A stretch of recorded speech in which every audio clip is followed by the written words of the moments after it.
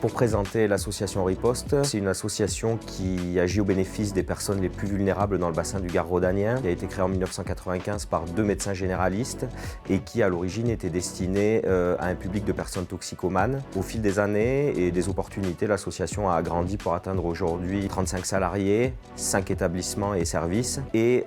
prend en charge non plus que les personnes toxicomanes mais aussi l'ensemble des personnes vulnérables du bassin Gard rhodanien, les personnes sans domicile fixe, les personnes victimes de violences conjugales et intrafamiliales, mais aussi les personnes qui sont en rupture de droit santé, en rupture de ressources, voilà, de manière un petit peu plus générale. Le projet pour lequel nous avons obtenu le 3e prix avec le département du Gard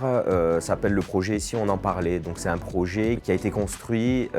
dans le cadre de l'ensemble de nos activités en lien avec la lutte contre les violences faites aux femmes et qui permet à la fois d'informer et à la fois de faire de la prévention sur les violences faites aux femmes. Ça nous a permis d'intervenir auprès d'une population d'environ 800 adolescents scolarisés en classe de 4e dans les collèges du Gard rhodanien. Ça a constitué une présentation PowerPoint notamment, qui dure 45 minutes, et puis un petit temps d'échange derrière, voilà, de manière à ce que les ados puissent s'approprier la question des violences faites aux femmes, y réfléchir, et puis peut-être rebondir sur 2 ou 3 éléments qu'eux avaient en tête ou des choses qu'ils souhaitaient apporter dans le cadre du débat qui est institué à la fin de l'intervention. Ce que le prix nous a apporté et peut encore nous apporter, c'est une certaine visibilité, notamment auprès des établissements scolaires, hein, puisque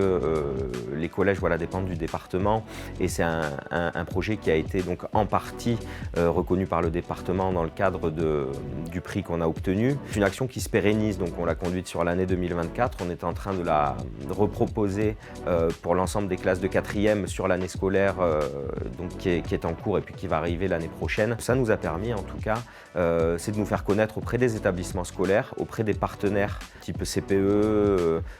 principal, et du coup de pouvoir apporter un petit peu cette possibilité d'échange auprès des adolescents, non seulement en one shot mais aussi répété dans le temps. Donc ça c'est vraiment important, c'est de manière à toucher le public le plus large possible en ciblant la même classe mais sur des années scolaires différentes.